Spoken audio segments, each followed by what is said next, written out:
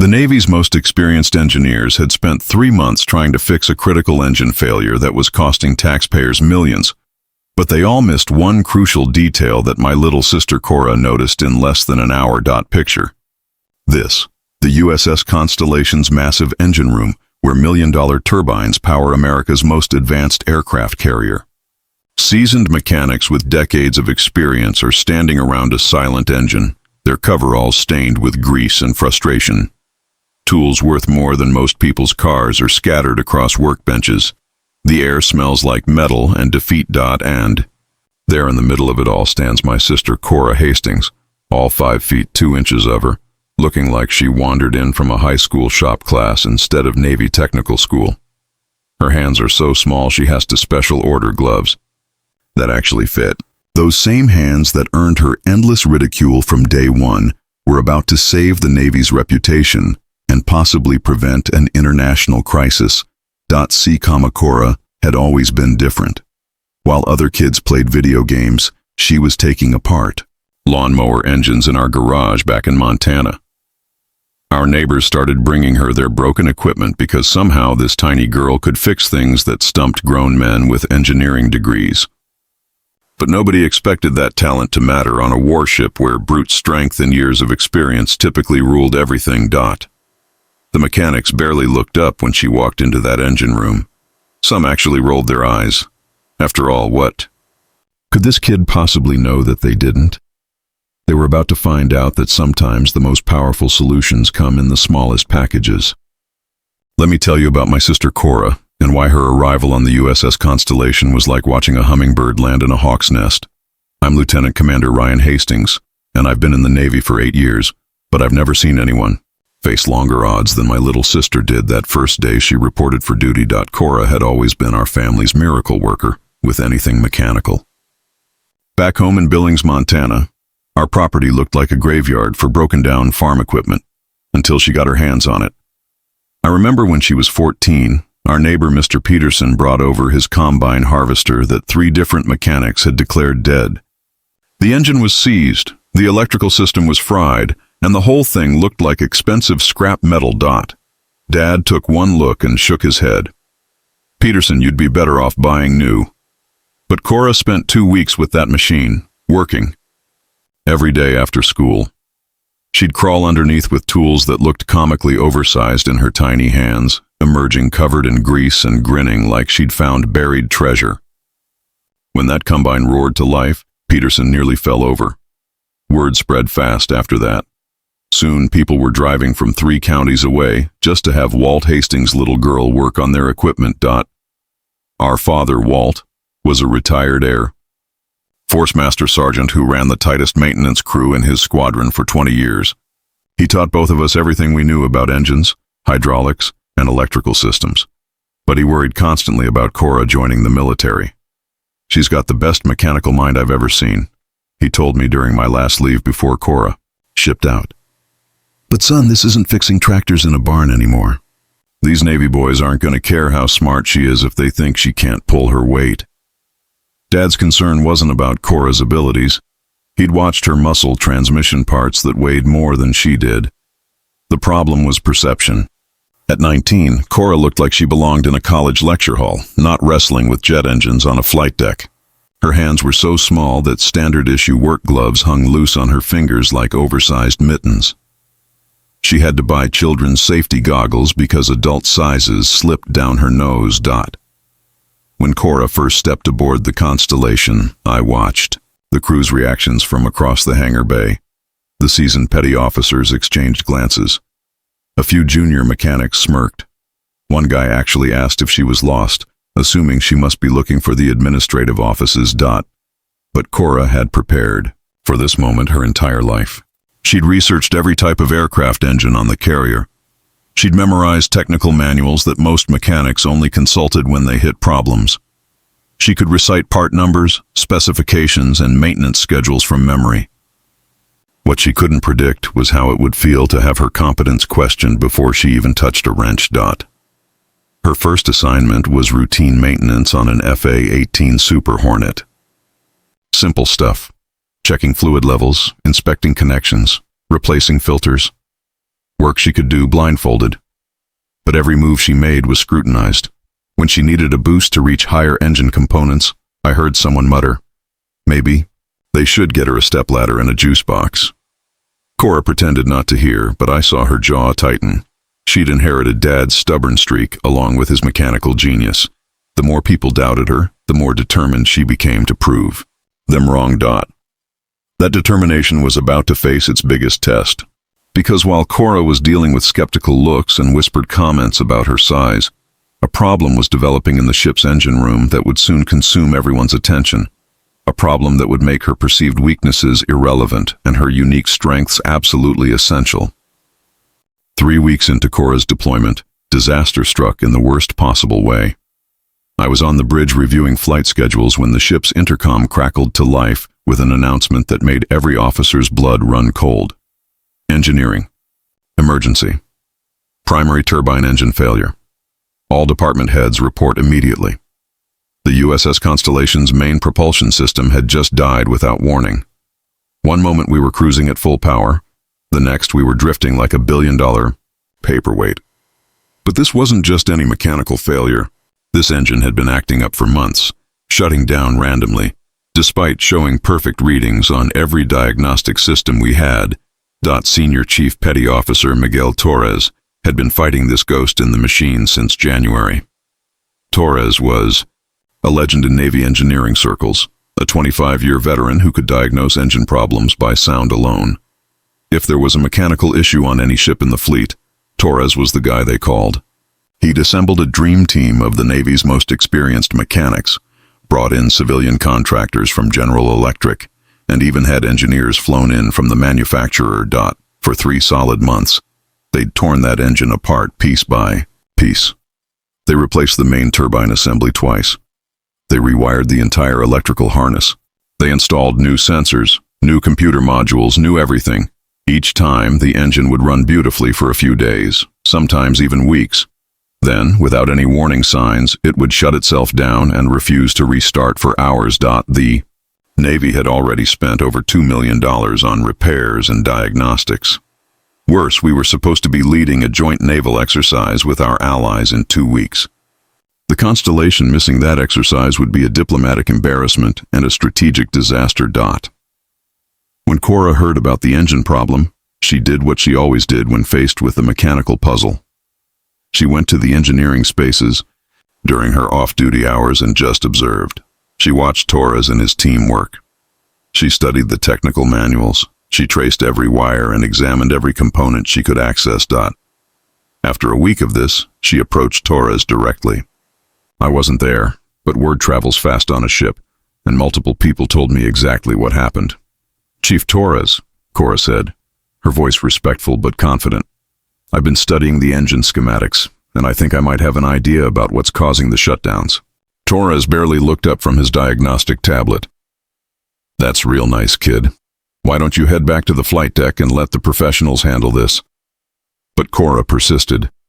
"The failure pattern suggests an intermittent sensor malfunction. That's not showing up on diagnostics. I think there might be something physically blocking or interfering with one of the internal sensors." This time Torres did look up, and his expression wasn't kind. "Listen, Princess, we've checked every sensor on this engine 3 times. We've replaced most of them.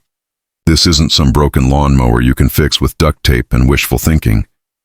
The other mechanics started gathering around, sensing entertainment. Petty Officer Jackson, a 15-year veteran, crossed his arms and grinned. "What's the little princess going to do that we haven't tried? Maybe she can crawl into spaces we can't reach, but this isn't about size. It's about experience." "Kid," Torres said, his patience clearly exhausted. "Go organize tool inventory or something. This problem is way above your pay grade. We've got actual engineers working on this." The humiliation was public and complete. But what made it worse was the betting pool that started almost immediately. I found out later that sailors were actually wagering on how long Cora would last before requesting a transfer off the ship. The mockery reached its peak when someone posted a fake work order on the bulletin board. "Request 1 step ladder, child-size safety equipment, and training wheels for junior mechanic." When Cora saw it, her face went red. but she tore it down without saying a word. The pressure was becoming unbearable for another reason too. Our uncle, Captain Frank Hastings, was the Constellation's commanding officer.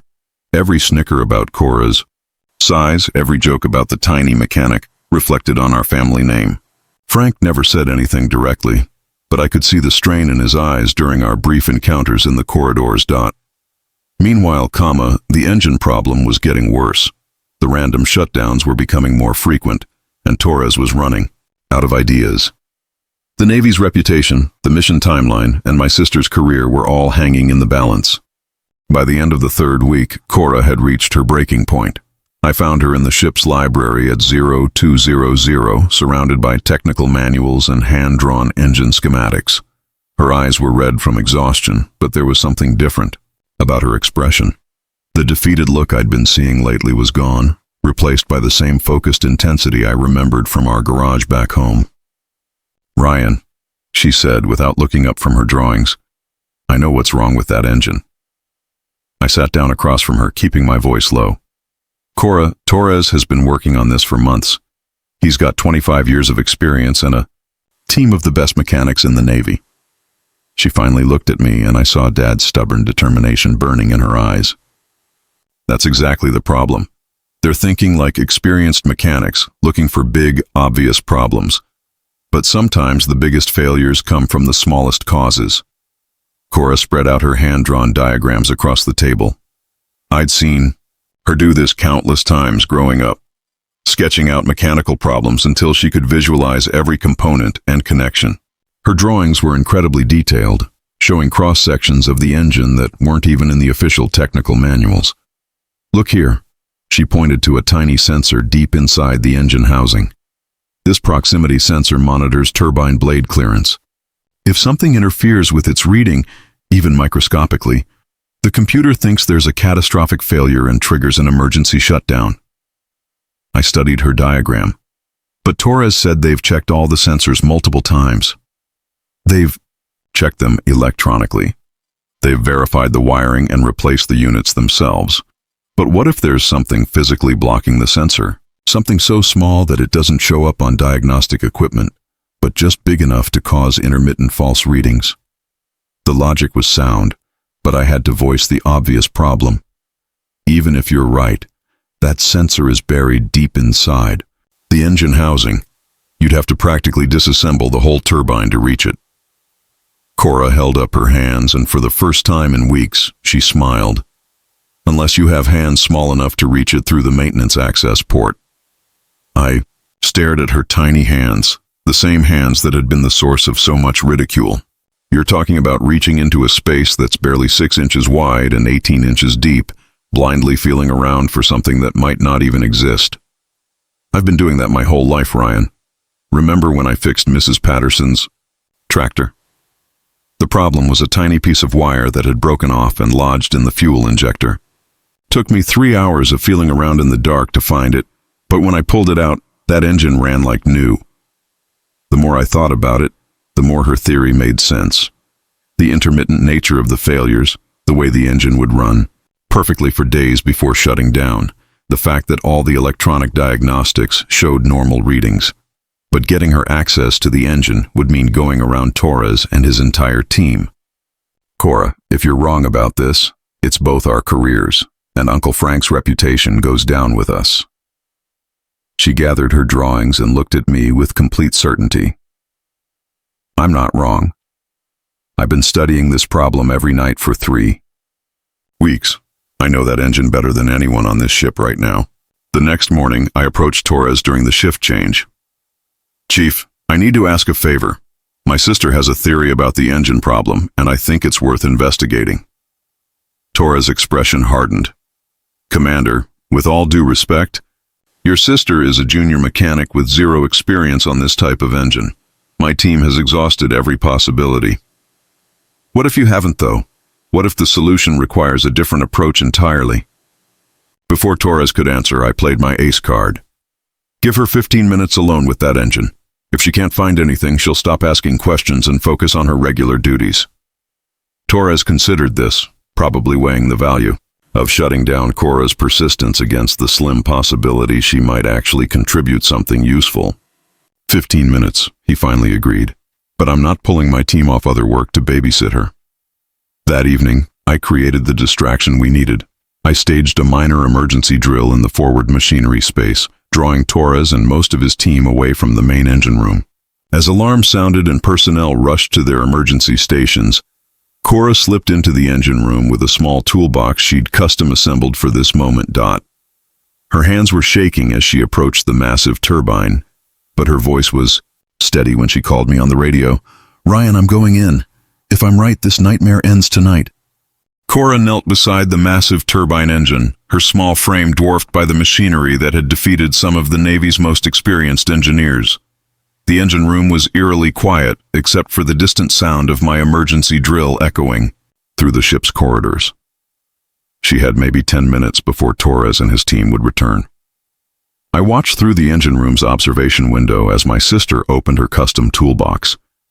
Inside were instruments she'd modified herself, tools, with extended handles and miniature grips designed for reaching into impossible spaces. She'd been preparing for this moment her entire life without knowing it. "Talk me through what you're doing," I said over the radio, trying to keep the nervousness out of my voice. "I'm accessing the maintenance port on the starboard side of the turbine housing," she replied, her voice steady despite the magnitude of what she was attempting. "If I'm right, there's something interfering with the proximity sensor that monitors blade clearance."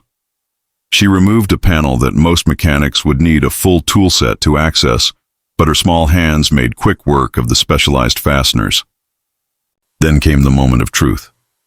The maintenance access port was barely wide enough for her arm, leading into a maze of mechanical components in complete darkness. "I'm going in," she said, and I held my breath as she slowly inserted her arm into the engine housing. What happened next was like watching a master craftsperson at work. Cora's face went completely calm, that same expression she'd worn as a kid when she was diagnosing a problem by touch alone. Her eyes closed as her fingers became her eyes, feeling their way through the complex machinery. "I can feel the sensor housing," she reported. "It's about 16 inches in, just like the schematic showed. Everything feels normal so far." Minutes ticked by. I could hear Torres shouting orders to his team in the distance, and I knew our time was almost up. Sweat beaded on Cora's forehead as she worked, her arm buried deep in the engine. Then suddenly her expression changed. "Wait, there's something here. Something that shouldn't be. What is it?"